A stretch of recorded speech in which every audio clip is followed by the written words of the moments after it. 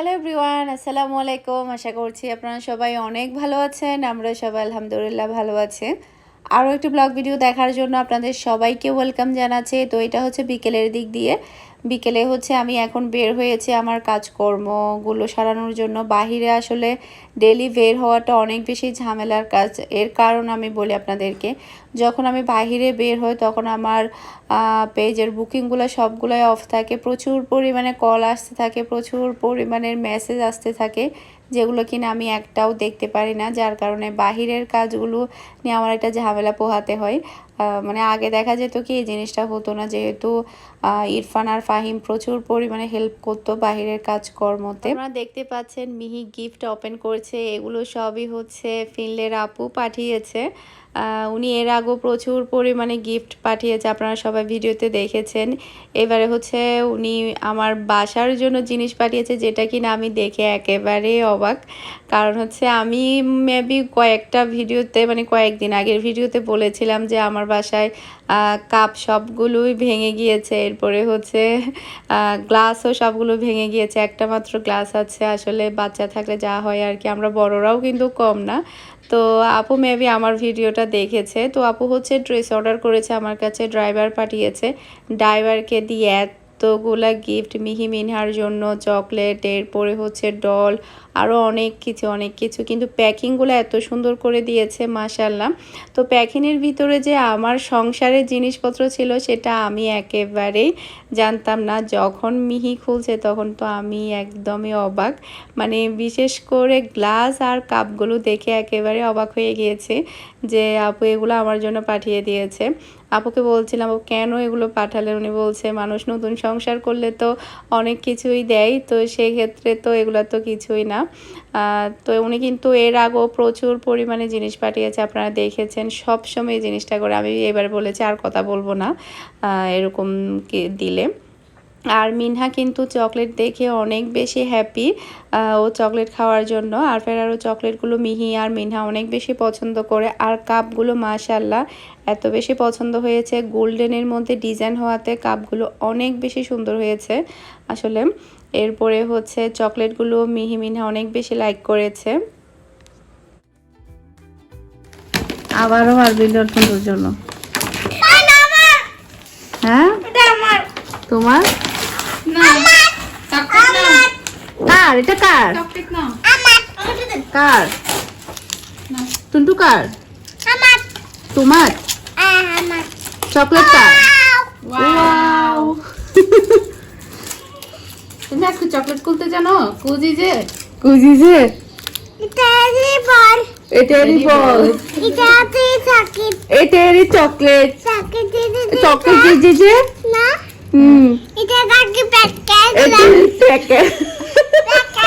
আমরা তো এটা কাজি যেমন এটা খাই না, এটা খাও, এটা খাও, এটা খাই না, এটা খাই জিজা, এটা খাই জিজা,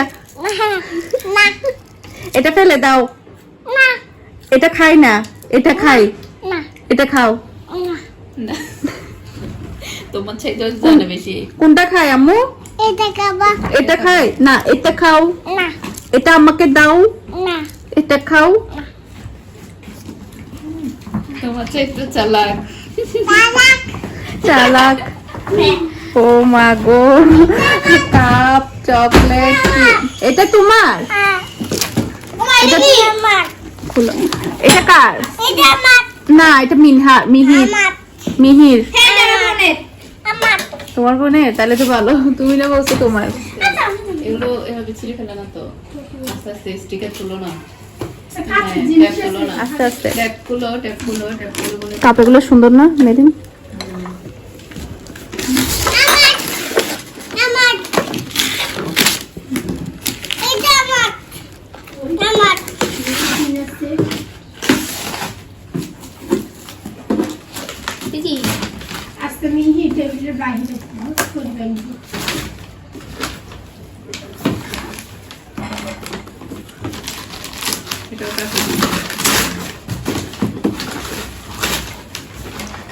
কি অবস্থা করে ফেলেছো বাসা?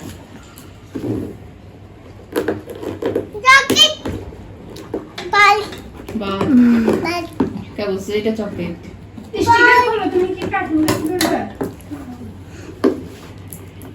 মিহিতে মনে মুন্নি আপুকে দাও।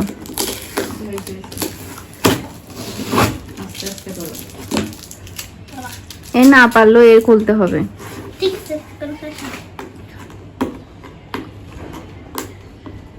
টুটুর বাঘবিলটা অনেক সুন্দর। টুটুর বাঘবিলটা না আমার আর দুজনে আমার হ্যাঁ তোমার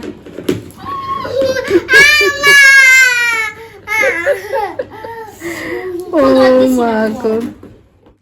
গ্লাস সেটটা দেখে আমি একটু বেশি অবাক হয়েছে। এর কারণ হচ্ছে যখন আমি ভিডিওতে বলেছিলাম যে আমার বাসায় গ্লাস সব ভেঙে গিয়েছে, একটা মাত্র গ্লাস আছে, তো ওই সময় কিন্তু আমি কুকারিসের দোকানে ছিলাম। কুকারিসের দোকানে এই গ্লাস সেটটা আমি দেখেছিলাম। এটা আমি হাত দিয়েও ধরেছিলাম। আমি তখন মেরিনকে বলছিলাম, মেরিন গ্লাসগুলো সুন্দর না? ও বলছিল হ্যাঁ সুন্দর। আমি বলছি এখন নিব না, আমি এগুলো পরে নিব, যেহেতু এগুলো ইউজের জন্য না, এগুলো দেখা যায় মেহমান টেহমান আসলে তখন ইউজ করা যাবে, দেখা যায় রাফ ইউজ করলে এগুলো ভেঙে যাবে। তখন বললাম যে আমি পরে কিনবো, তো পরে কিনবো বলে আমি এটা রেখে দিয়েছি। আর এটা আমার এখন বাসায়, এটা দেখে আমি একেবারে অবাক হয়েছি। আসলে ইউটিউব লাইফে এসে আমি এত এত এত কিছু পেয়েছি, এত এত মানুষের ভালোবাসা পেয়েছি, মাঝে মাঝে আমি অবাক হয়ে যাই।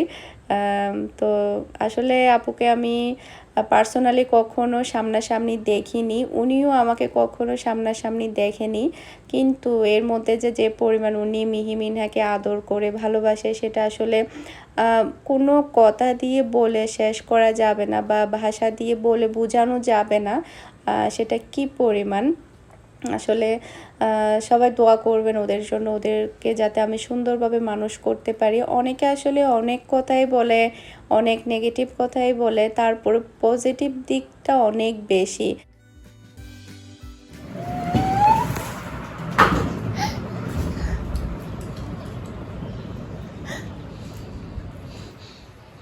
কি সমস্যা?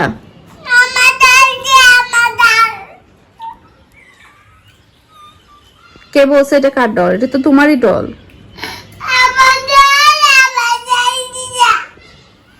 হ্যাঁ এটা তোমারই ডল।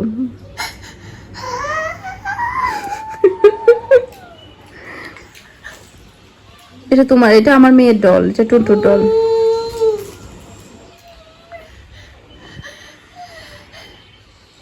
এটা তোমারই ডল। যাও চকলেট খাও। তোমার বোন একদম ডাব্বা সহ নিয়ে বসছে, এখনই সব সাবার করে ফেলবে। এটা হচ্ছে আমার বাসার রাতের রান্না। এই রাতের রান্নাগুলো করেছে লিমা। আমি আসলে একটু ব্যস্ত ছিলাম বুকিংয়ের কাজকর্ম নিয়ে, মেসেজ দেখছিলাম। মেসেজ দেখতে আমার প্রচুর সময় লাগে। তো এখানে মাছ ভুনা করেছে, ওগুলো ঠিকঠাক ছিল, তবে এখানে তরকারি রান্না করেছে, এগুলো ঝোলের পরিমাণ অনেকটা বেশি ছিল। তো ওকে বলছিলাম যে মানে একটু ঝোলটা টানায় আনার জন্য, কারণ এত পাতলা ঝোল কিন্তু খাওয়া যায় না। খাওয়া যায় আসলে, মানে মজা কম লাগে আর কি। পাতলা ঝোলটা একটু বেশি হয়ে গিয়েছে, ও হয়তো বুঝতে পারেনি, অনেক বেশি ঝোল দিয়ে দিয়েছে, মানে তরকারি চাইতে ঝোলের পরিমাণটা অনেক বেশি। তবে মাছ ভুনাটা বরাবর করতে পেরেছে, মজাও হয়েছে। আর ও মোটামুটি আলহামদুলিল্লাহ রান্নাও করতে পারে।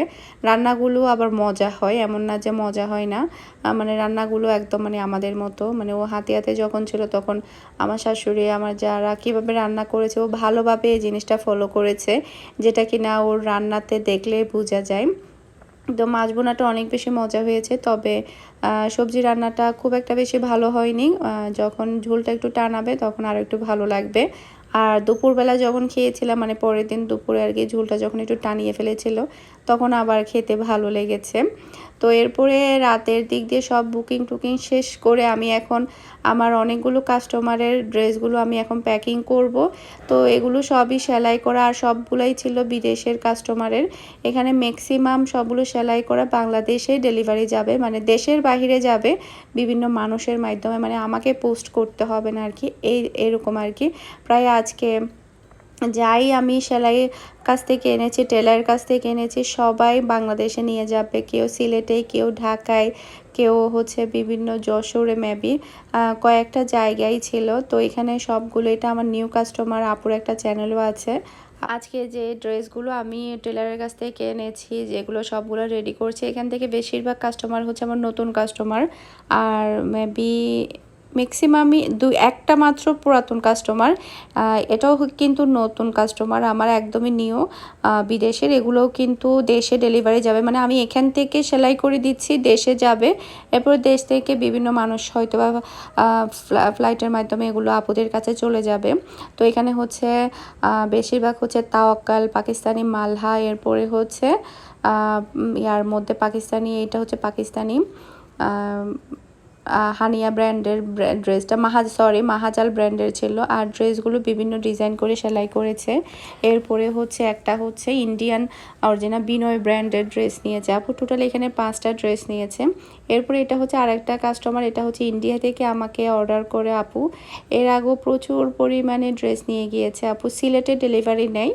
তো এখানে হচ্ছে আমি 3টা ড্রেস আপুকে সেলাই করে দিয়েছি, বাকি একটা ড্রেস, এই ব্ল্যাক ড্রেসটা হচ্ছে উনি সেলাই ছাড়া নিয়েছে। এই ব্ল্যাক ড্রেসটা যে কি পরিমাণ ভালো আর হচ্ছে দেখতে এত বেশি সুন্দর, এই কাপড়টা হাত দিয়ে ধরলে যে কেউ বুঝতে পারবে ড্রেসগুলো কতটা কোয়ালিটিফুল। আসলে বাহিরের ড্রেসের সুনামের কথা বলছি না, বাংলাদেশেও আলহামদুলিল্লাহ অনেক ভালো ভালো ড্রেস হয়, তবে কোয়ালিটির দিক দিয়ে বলতে গেলে এখনও পাকিস্তানি ড্রেসগুলো এগিয়ে আছে, ওখানকার কোয়ালিটিগুলো অনেক বেশি ভালো হয়, বিশেষ করে ওদের প্যান্টের কোয়ালিটিগুলো সবচাইতে বেশি ভালো হয়।